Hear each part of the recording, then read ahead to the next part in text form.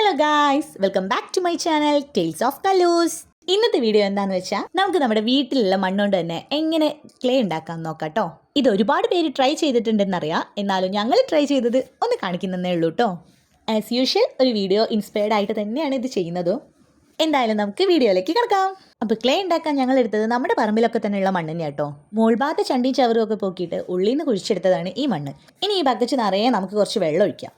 എനിക്ക് ഹെൽപ്പിനിതാ പ്രത്യേകിച്ച് പറയണ്ടല്ലോ, നമ്മുടെ കല്ലൂട്ടനുണ്ട്. കുളിയൊക്കെ കഴിഞ്ഞ് ഇതേ സുന്ദരി കുട്ടിയായിട്ടാണ് അവൾ ഈ പണിക്ക് ഇറങ്ങുന്നത്.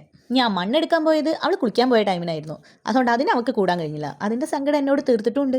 പിന്നെ കുട്ടികളല്ലേ, കുറച്ചൊക്കെ മണ്ണിലും കളിക്കണ്ടേ. അങ്ങനെ ഇതേ ഈ ബക്കറ്റ് നിറച്ച് ഞങ്ങൾ വെള്ളമൊക്കെ ഒഴിച്ചു. ഇനി ഇത് നമുക്ക് നന്നായിട്ടൊന്ന് ഇളക്കി കൊടുക്കണം. കോലിട്ടോ കൈയിട്ടോ എങ്ങനെ വേണമെങ്കിലും ഇളക്കാട്ടോ. നമുക്കതൊന്ന് കുതിർന്ന് വരാൻ വേണ്ടിയിട്ടാണേ.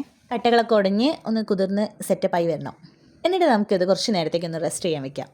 എന്നിട്ട് നമുക്ക് വേറൊരു ബക്കറ്റ് എടുത്ത് അതിലൊരു നെറ്റ് വെക്കും. നെറ്റ് ഇത് ഞങ്ങളുടെ വീട്ടിലെ കിണറിൻ്റെ പഴയ നെറ്റ് കേട്ടോ. തിരഞ്ഞിട്ടൊന്നും കിട്ടാനായിട്ട് അവസാനം അതൊക്കെ എടുത്ത് അഡ്ജസ്റ്റ് ചെയ്തു. എന്നിട്ട് ആ ബക്കറ്റിലേക്ക് നമുക്ക് ഇതൊന്ന് അരിച്ചെടുക്കാം. നന്നായിട്ട് മിക്സ് ചെയ്തിട്ട് നമുക്ക് കുറച്ചായിട്ട് ഇങ്ങനെ ഒഴിച്ചെടുക്കാം. ഈ പരിപാടിയിൽ എനിക്ക് കുറേ അബദ്ധങ്ങൾ പറ്റിയിട്ടുണ്ട് കേട്ടോ. ഈ നെറ്റ് ബക്കറ്റിലൊന്ന് കെട്ടി വെച്ചിട്ട് ഒഴിക്കുന്നതായിരിക്കും ബെറ്റർ. ഇല്ലെങ്കിൽ ഇതേപോലെ തന്നെ താഴോട്ട് പോകാറുണ്ടാവും. അവസാനം ഞാനിത് കെട്ടി വെച്ചതാട്ടോ. മുഴുവൻ ഒഴിച്ചു കഴിഞ്ഞതിന് ശേഷം നമ്മൾ നന്നായിട്ടൊന്ന് ഇങ്ങനെ മിക്സ് ചെയ്ത് കൊടുക്കണം കേട്ടോ. ആ കട്ടകളൊക്കെ ഒന്ന് ഉടച്ചും കൊടുക്കുക.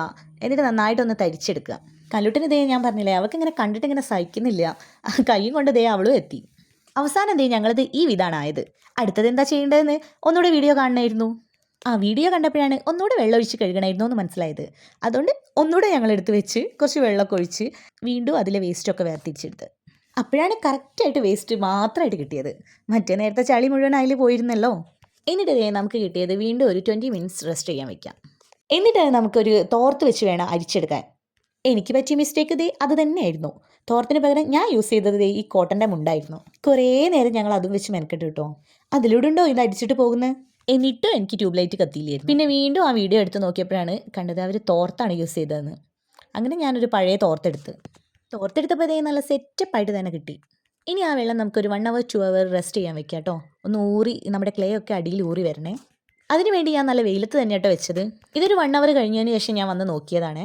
അപ്പോൾ ഇങ്ങനെ മുകളിൽ തെളിഞ്ഞ് നിൽക്കുന്ന വെള്ളം കുറച്ച് ഈസിയായിട്ട് ഇങ്ങനെ ഞാൻ ഊറ്റി ഒഴിവാക്കി. ബാക്കി കഴിയുന്നത് ഇങ്ങനെ ചരിച്ചും ഒക്കെ ഒഴിവാക്കാൻ നോക്കി കേട്ടോ. ഇതിൻ്റെ അടിയിൽ ഈ ഊറി കിടക്കുന്നതാണ് നമ്മുടെ ക്ലേ. ഈ ഊറിയ ക്ലേ ആണ് നമ്മൾ ഡബിൾ ലെയർ ആക്കിയിട്ട് ഒരു കോട്ടൺ തുണിയിലേക്ക് ഊറ്റിയെടുക്കേണ്ടത് കേട്ടോ. ഈ സ്റ്റെപ്പായിരുന്നു ഞാൻ ആ തോർത്തിന് പകരം ചെയ്തത്. അവിടെയാണ് ആകെ എൻ്റെ പണിപാളിയത്. അതിനുവേണ്ടി ഞങ്ങൾ കുറേ നേരം മെനക്കെട്ടു. അതുകൊണ്ട് തന്നെ ഈ ക്ലേ ഉണ്ടാക്കുന്ന പരിപാടി 1 day ചെയ്ത് തീർക്കേണ്ട കാര്യം ഞങ്ങൾക്ക് 2 days ആണ് എടുത്തത്. നമ്മുടെ പിന്നെ ഈ ഒരു ബക്കറ്റിൽ കൊള്ളാത്തതുകൊണ്ട് ഞാൻ അടുത്തൊരു ബക്കറ്റും കൂടെ എടുത്തിട്ടുണ്ടായിരുന്നു.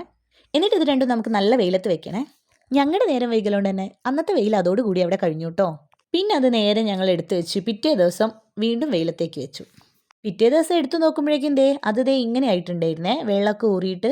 അപ്പം നമുക്ക് വെയിലത്ത് വെച്ച് വിരിച്ച് വെയിലത്ത് വെക്കേണ്ട അതേ ഒരു രൂപത്തിൽ എത്തിയിട്ടുണ്ടായിരുന്നു. അതുകൊണ്ട് തന്നെ പിന്നീട് വെയിലത്ത് വെക്കേണ്ട ആവശ്യം വന്നില്ല. സോ ഞങ്ങളത് നേരെ പരത്തി വെക്കാൻ തീരുമാനിച്ചു. ഇവിടെയും ഞങ്ങൾക്കൊരു മിസ്റ്റേക്ക് പറ്റിയിട്ടോ. നമ്മൾ പരത്തുമ്പോൾ എല്ലായിടത്തും ഒരേ തിക്നെസ്സിൽ വേണം നമ്മൾ പരത്താൻ നോക്കാൻ. ഞങ്ങളിതെന്താക്കി, നേരെ നൈസാക്കിയിട്ട് അങ്ങ് പരത്തി വെച്ചെന്ന് മാത്രമല്ല, ഇടയ്ക്ക് വന്ന് നോക്കുകയൊക്കെ വേണേ. ഞാനിതെന്താക്കി, എനിക്ക് വേറൊരു സ്ഥലത്ത് പോകാനുള്ളതുകൊണ്ട് ഞാനിത് പരത്തി വെയിലത്ത് വെച്ചിട്ട് ഞാൻ എൻ്റെ പാട്ടിന് പോവുകയും ചെയ്ത്. തിരിച്ചു വന്നപ്പോൾ ഇത് വല്ലാതെ അങ്ങ് ഡ്രൈ ആയിപ്പോയി. ഇത്രയ്ക്കൊന്നും ശരിക്കും ഉണങ്ങണ്ട കേട്ടോ. നമ്മുടെ ക്ലേയുടെ ടെക്സ്ചർ എല്ലാവർക്കും അറിയുന്നതല്ലേ. അതുപോലെ ആയിക്കഴിഞ്ഞാൽ ഒന്ന് ജസ്റ്റ് കുഴച്ചെടുക്കാവുന്നതേ ഉള്ളൂ. ഇതിങ്ങനെ ഡ്രൈ ആയതിനു ശേഷം ഞാൻ കുറച്ച് വെള്ളമൊക്കെ കൂട്ടിയിട്ടാണ് പിന്നെ കുഴച്ചെടുത്തത്. നമ്മളെ ഫൈനൽ ഔട്ട്പുട്ട് എന്തായാലും സൂപ്പറായിരുന്നു. നമ്മൾ വിചാരിച്ച പോലെ തന്നെ ആയിരുന്നു ക്ലേ കിട്ടിയിരുന്നത്.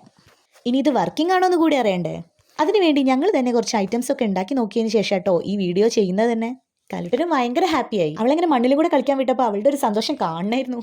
ആ സന്തോഷമാണ് ഈ കാണുന്നത്. എന്താ കല്ലു കാണിക്കുന്നേ?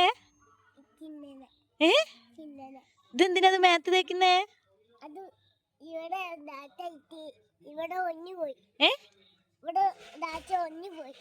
ഉണങ്ങി പോവേ? ഉണങ്ങാൻ വേണ്ടിട്ട് തേക്കിയ? ഇതെന്തിനാ ഉണക്കണേ?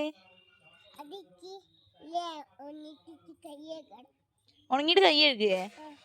അപ്പൊ ഉണങ്ങുന്നതിന് മുന്നേ കൈ കഴുകിക്കൂടെ? ഇതെന്താ ഉണ്ടാക്കുന്നേ? മിക്കി മൗസോ? ഇങ്ങനെയോ?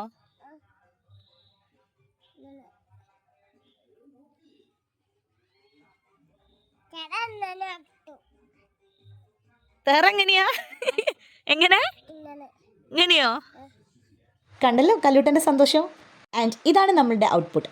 സംഗതി സക്സസ് ആയിരുന്നു കേട്ടോ. അപ്പോൾ നിങ്ങൾക്കും താല്പര്യം ഉണ്ടെങ്കിൽ ചെയ്തു നോക്കാം. ഇന്നത്തെ വീഡിയോ ഇത്രയേ ഉള്ളൂ. അടുത്ത വീഡിയോ ആയിട്ട് വീണ്ടും വരാം. ടാറ്റാ.